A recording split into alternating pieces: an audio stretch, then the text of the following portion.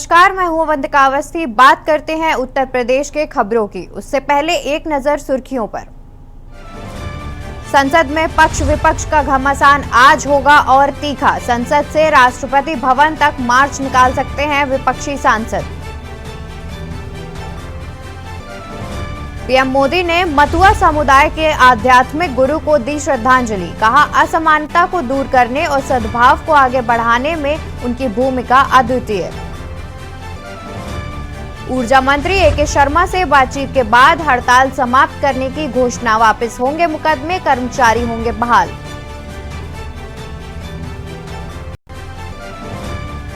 सपा प्रमुख अखिलेश यादव का महाप्रण। बूथ स्तर तक संगठन को करेंगे मजबूत। कहा, यह एक्सपेरिमेंट करने का समय नहीं।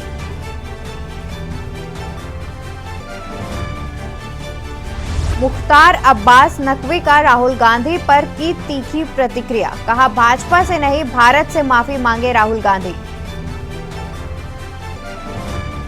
उमेश पाल हत्याकांड पर सांसद संजय सिंह का बयान। गुजरात और यूपी दोनों प्रदेशों में बीजेपी की सरकार अतीक जेल में बैठकर कर रहा हत्या। आप देख रहे हैं के न्यूज, खबरों का सारथी।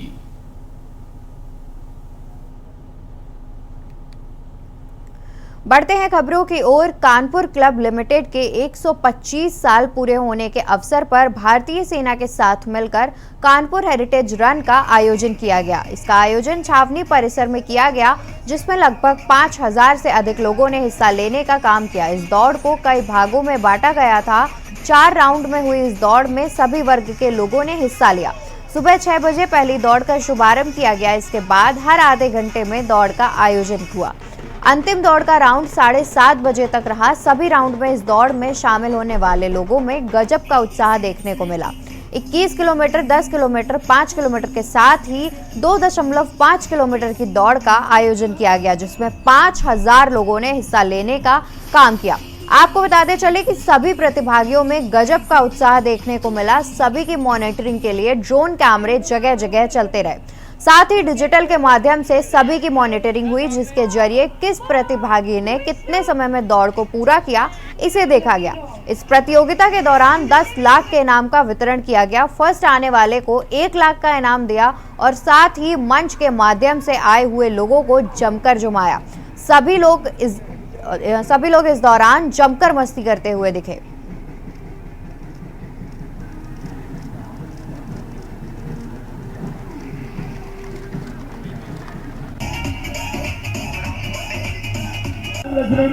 आप लोग का बहुत ही स्वागत है कानपुर हेरिटेज रन में। जैसे कि कानपुर क्लब और इंडियन आर्मी द्वारा ये आयोजित किया गया था, जिसमें हमने कानपुर की सारी हेरिटेज साइटों को लिया था, जिसमें हम चाहते थे कि कानपुर की जनता इसमें पार्टिसिपेट करे और जो संघर्ष हमारे पूर्वजों ने किया था कानपुर को आज़ादी दिलाने में, उन साइटों जैसे नाना पार्क के और जितने घाट थे पुराने, उसको हमने कवर किया ताकि लोगों को पता लगे कि कानपुर का कितना महत्वपूर्ण रोल रहा है संघर्ष में, आज़ादी की लड़ाई में।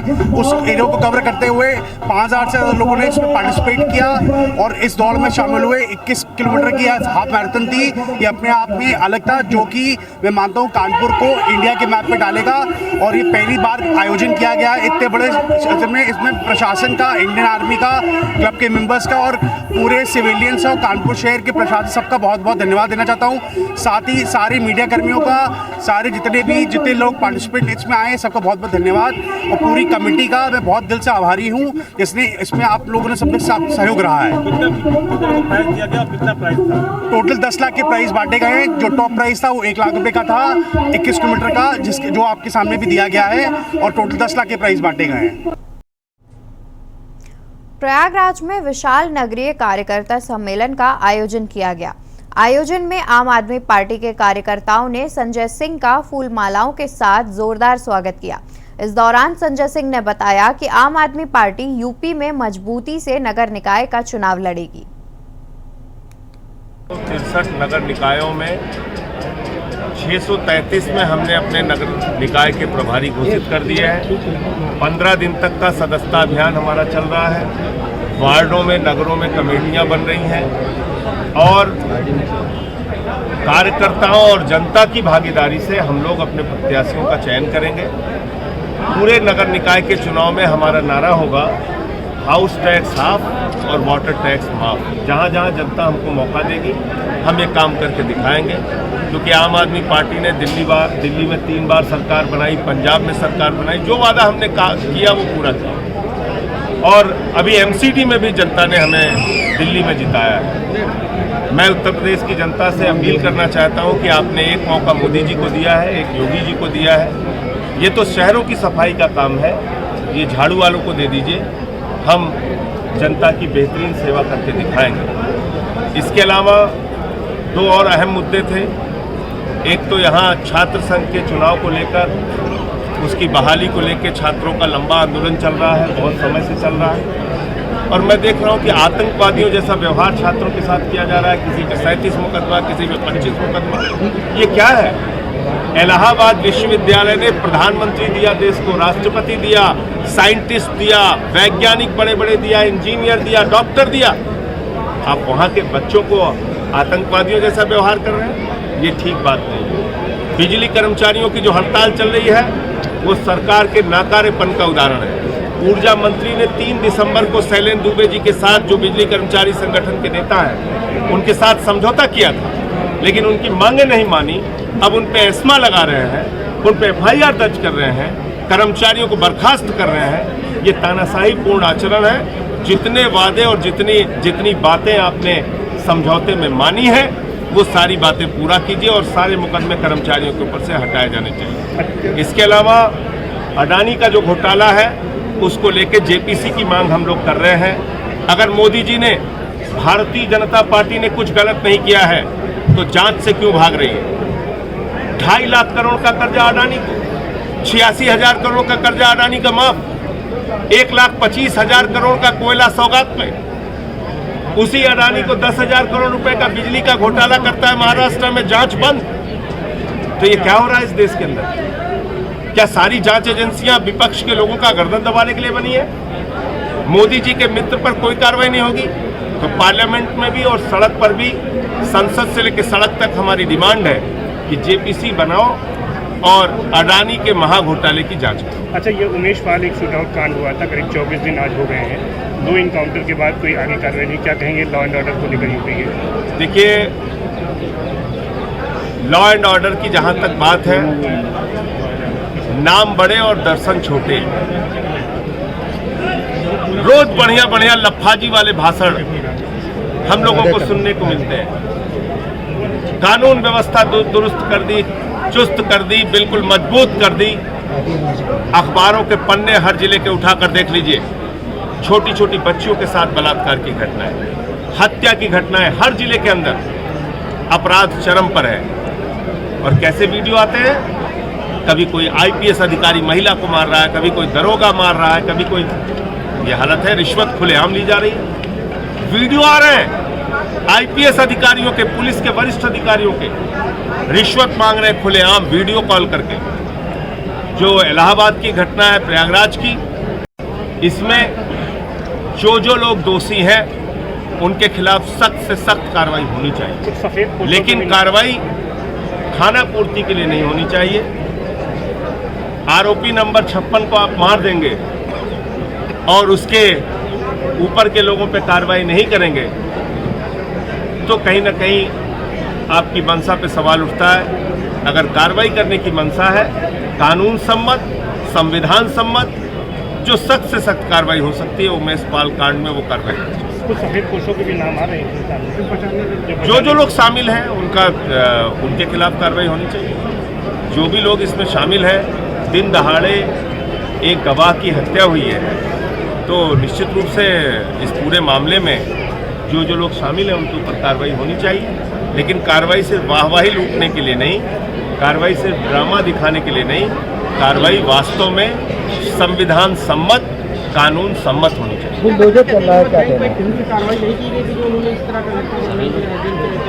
देखिए, ये तो जांच का विषय है। जो लोग शामिल हैं, मैंने एक शब्द में कहा, जो लोग इस घटना में शामिल हैं, इस हत्या की वारदात में, उनके सब के खिलाफ कानून सम्मत सख्त कार्रवाई होनी चाहिए। बुलडोजर की कार्रवाई पे क्या कहेंगे? सारे तथ्य सामने ला के कार्रवाई कीजिए ना भाई। गुजरात में किसकी सरकार है? बीजेपी की। तो शर्म आनी चाहिए। मोदी जी के गृह राज्य में अगर अतीक अहमद बैठ के वहां से हत्या की घटना को अंजाम दे रहे हैं तो शर्म आनी चाहिए। दोनों जगह बीजेपी है, यहाँ भी बीजेपी, वहाँ भी बीजेपी। उनके घर में शादी है, उन्होंने शाइस्ता परवीन को कार्ड देके इनवाइट किया है, इस पर किस तरह से देखते हैं, क्या कहेंगे? इस पे आप मायावती जी से पूछिए, इस पे मैं नहीं बता सकता। ये बुलडोजर की कार्रवाई पे क्या कहेंगे? लगातार बुलडोजर की देखिए, बुलडोजर की कार्रवाई, बुलडोजर एक ऐसा प्रतीक बन गया है जिसमें लोगों को मौज बहुत आता है। मीडिया को अच्छे विजुअल मिल जाते हैं और मज़ा भी आता है। यहाँ बुलडोजर चल रहा है, वहाँ बुलडोजर चल रहा है, 3-3 घंटे तक कार्रवाई चल रही है। लेकिन क्या उससे वास्तव में घटनाओं पर रोक लग रही है, अपराध पर रोक लग रही है? जवाब है नहीं। आप कभी श्रीकांत त्यागी के घर पे बुलडोजर चलाते हैं, फिर श्रीकांत त्यागी के लोग जब बड़ा हंगामा करते हैं तो उनके विरोधियों पे बुलडोजर चला देते हैं। तो बुलडोजर ये किसी का सगा नहीं है। अभी दिल्ली में देखिए, मंदिर पे बुलडोजर चला दिया। राजेंद्र नगर एक इलाका है, वहां पर डीडीए ने बहुत पुराने मंदिर पे बुलडोजर चला दिया। तो इन भाजपाइयों के बुलडोजर को देखकर खुश मत होइए। ये बुलडोजर सिर्फ नाम कमाने के लिए स्टंटबाजी के अलावा कुछ नहीं। बिजली कर्मियों का कार्य बहिष्कार आंदोलन स्थगित हो गया है। बैठक में समिति के संयोजक शैलेश दुबे ने इसकी घोषणा की। वहीं ऊर्जा मंत्री ए.के. शर्मा ने भी प्रेस कॉन्फ्रेंस कर इसकी जानकारी दी। क्या कुछ कहा ऊर्जा मंत्री ने, आइए आपको सुनाते हैं।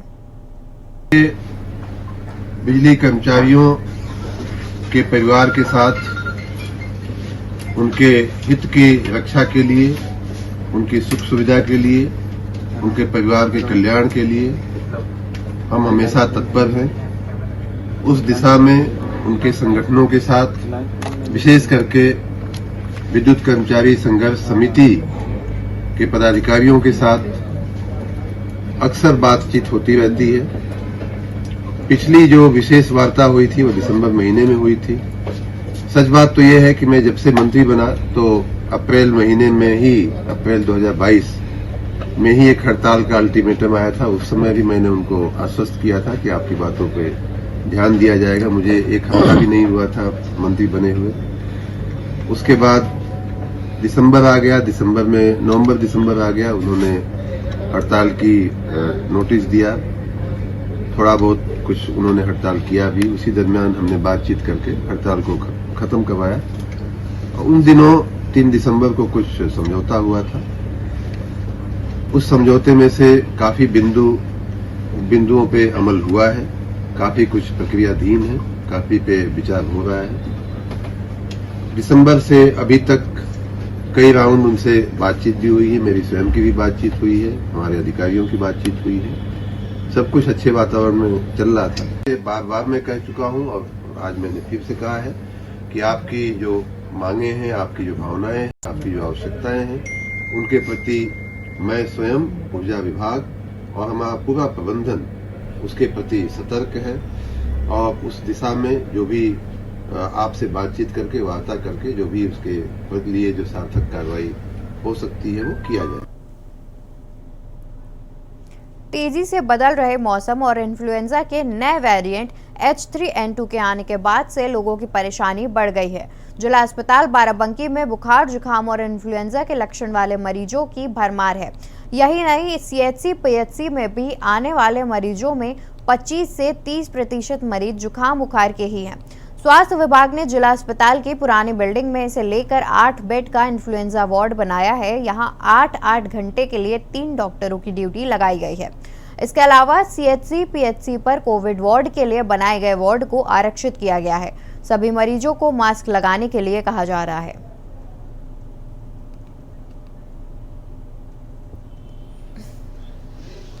क्या नाम है? सर आर्यन प्रताप। क्या दिक्कत है?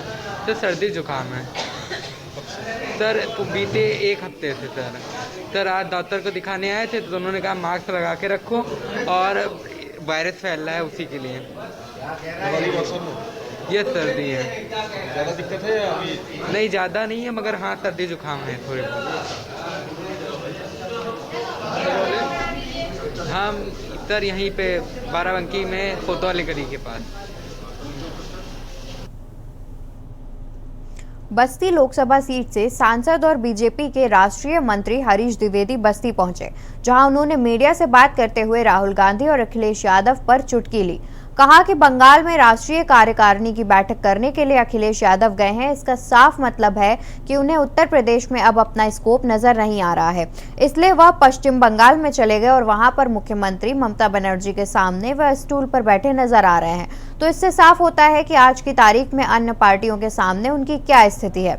समय समय पर अखिलेश यादव अन्य नेताओं का मजाक उड़ाते रहे हैं, लेकिन यह तस्वीरें बयां कर रही हैं कि उनकी असली मजबूती क्या है।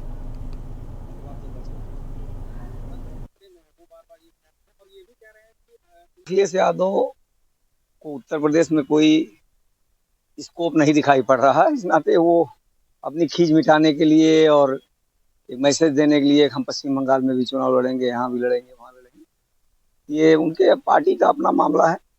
और वो स्टूल पर बैठे हैं, किस पर बैठे हैं, ये उनका विषय है। लेकिन कहीं न कहीं अखिलेश यादव ऐसे समय समय पर दूसरे नेताओं को मजाक बनाने का प्रयास करते हैं, तो इसको उनको स्वयं सोचना चाहिए कि उनकी क्या स्थिति है। आज स्टूल पर उसको बैठा के फोटो जो वायरल हो रही है, किस तरीके से आप देखते हैं? मैंने कहा कि उनको स्वयं ये सोचना चाहिए कि उनकी क्या स्थिति है और ममता बनर्जी से लेकर के उनको कितना सम्मान देते हैं, कितना उनका महत्व रखते हैं। नहीं, वो तो कर ही रहे होंगे, वो तो लगातार करते हैं, उस पर कोई वो नहीं है। कुल मिलाकर के देश की जनता, गांव गरीब, किसान, मजदूर सब ने ये मन बना लिया है कि 2024 में भी प्रचंड बहुमत के साथ एक बार फिर मोदी सरकार बनाएंगे। सपा प्रमुख अखिलेश यादव ने बिजली कर्मचारी हड़ताल को लेकर एक और ट्वीट करा है कि उत्तर प्रदेश की जनता जिस तरह बिजली संकट से जूझ रही है, उसे देखते हुए हम ये अपील करते हैं कि सपा के नेतागण, कार्यकर्ता व शुभचिंतक तब तक इन्वर्टर या जनरेटर जैसे बिजली के वैकल्पिक साधनों का व्यक्तिगत प्रयोग ना करें जब तक बिजली की बहाली ना हो जाए।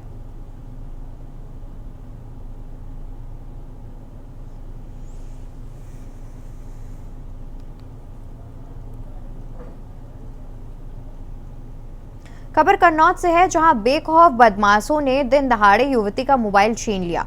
वहीं युवती से मोबाइल छीन बदमाश फरार हो गए हैं। आपको बता दें कि युवती कोरोना की वैक्सीन लगवाने विनोद दीक्षित अस्पताल आई थी। कोतवाली पहुंच पीड़िता ने अज्ञात बदमाशों के खिलाफ तहरीर दी है, साथ ही पुलिस मामले की जांच में जुट गई है।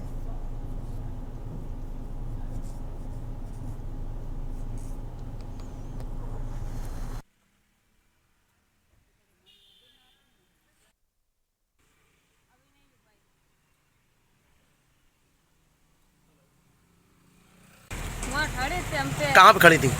मंदिर जी। हाँ। और वहाँ से मोबाइल में पहले पकड़ो हाथ, हमने हाथ गिफ्ता मारो, गिफ्ता मारी, उन्हें मोबाइल मेरा छीन लिया बाजी में। कौन थे, कुछ जान पाई क्या? नहीं जान पहचान। अच्छा, किससे थे वो लोग? किस चीज से थे? किस चीज, बाइक से थे क्या? नहीं, ऐसे थे। खबर सहारनपुर से है, जहां फर्जी मेडिकल बनाने के मामले में डॉक्टर बीडी शर्मा को गिरफ्तार किया गया। थाना जनकपुरी पुलिस ने गिरफ्तार किया। वहीं पुलिस ने डॉक्टर को कोर्ट में पेश किया। फर्जी मेडिकल बनाने के मामले में पहले भी 4 लोगों की मौत हो चुकी है। रुपए लेकर बनाते थे फर्जी मेडिकल।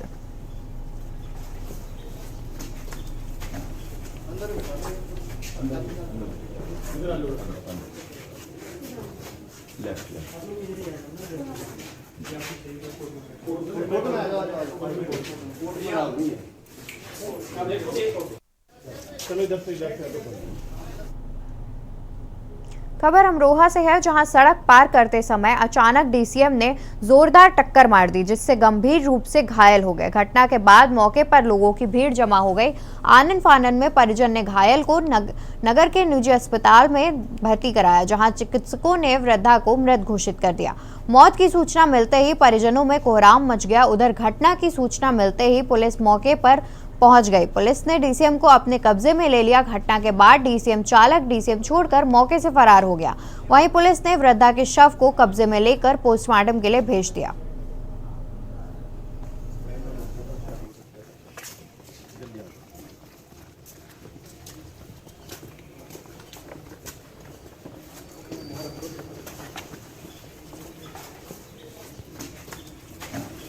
ऑल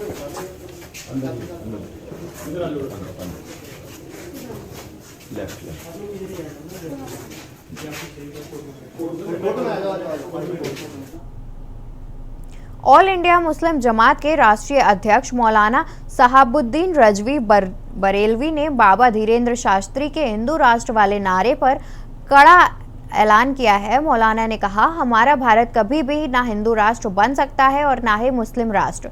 ये लोग देश को तोड़ने में लगे हुए हैं। हुकूमत ध्यान दे और ऐसे लोगों की जुबान को बंद कराए। भारत तरक्की की तरह बढ़ता हुआ देश है। हमारा देश ऊंचाइयों की मंजिलें तय कर रहा है, विश्व गुरु बनने की मंजिल में ही है। ऐसे समय में जो लोग हिंदू राष्ट्र और मुस्लिम राष्ट्र का नारा बुलंद कर रहे हैं, उन लोगों के खिलाफ हुकूमत को कानूनी कार्रवाई करनी चाहिए। और मुस्लिम राष्ट्र का नारा लगा रहे हैं, देश को तोड़ने वाली ताकतों से होशियार रहने की जरूरत है और हुकूमत को भी चाहिए कि ऐसे लोगों की जुबान बंद की जाए जो लोग देश को तोड़ने के लिए काम कर रहे हैं और बार बार हिंदू राष्ट्र का नारा लगा रहे हैं। तो मैं दावे से कह रहा हूं कि हिंदू राष्ट्र, ये देश हिंदुस्तान, हमारा भारत कभी भी नहीं बन सकता है।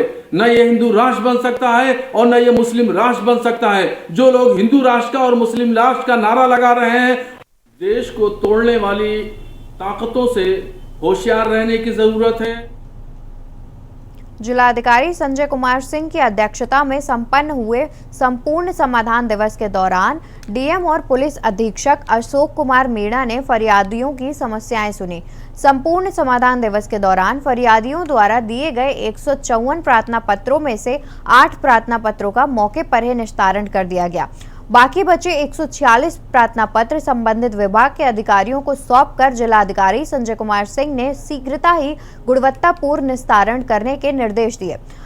इस दौरान कायमगंज नगर व क्षेत्र में वीणा मानक के तमाम अवैध रूप से संचालित किए जा रहे निजी अस्पतालों की शिकायत की जाने पर जिलाधिकारी संजय कुमार सिंह ने सख्त लहजे में कहा कि ऐसे अस्पतालों का सत्यापन एसडीएम व मुख्य चिकित्सा अधिकारी को मौके पर भेजकर जल्द कराया जाए।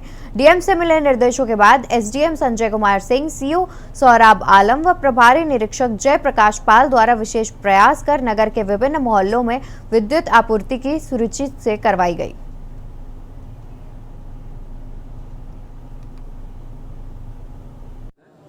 तो एक जगह मेरे पास शिकायत आई है, उसको हम एड्रेस कर रहे हैं और जो भी हमारे पास उपलब्ध लोग हैं नगर पालिकाओं से भी और आईटीआई से कुछ जो इंजीनियर्स हैं उनको लगा करके हम उसको ठीक करा रहे हैं। खबरों में फिलहाल इतना ही। आप देखते रहिए के न्यूज़।